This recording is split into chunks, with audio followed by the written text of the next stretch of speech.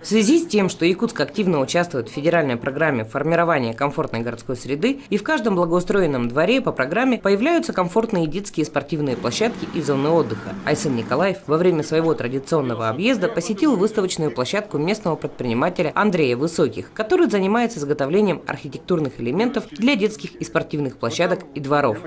Подискутировали о развитии благоустройства в наших дворах, о материалах, которые должны применяться. И я считаю, что, конечно же, мы должны больше применять нашу древесину.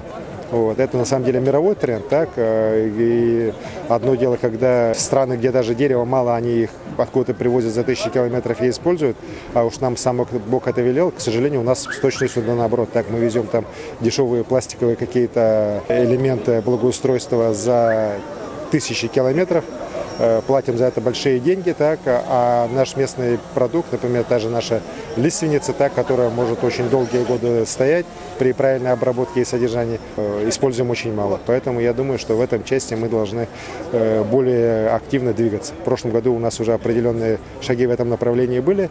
В этом году я считаю, что мы будем более активно применять как раз вот наши местные, скажем так, предметы из древесины уже в элементах благоустройства. Кроме зон отдыха, которые появятся в нашем городе по программе формирования комфортной городской среды, Якутск давно готовится к появлению старого города номер 2 в районе Залога. Это место, несомненно, станет одной из зон времяпрепровождения большого количества горожан. Глава города Айсен Николаев встретился с руководителем фонда охраны памятников культуры на месте предполагаемого начала строительства. Сегодня мы с руководителем Республиканского общества охраны природы, охраны памятников культуры и истории Русланом Васильевым с общественниками встретились там, рассмотрели на месте их предложения по уже переносу некоторых памятников деревянного зодчества других районов города именно на территорию старого города 2, где у нас уже появились свободные площадки. И я считаю, что это предложение правильное. Мы в ближайшие недели проведем совещание, посвященное этому вопросу, и, конечно, пора уже по старому городу 2 переходить от слов к делу.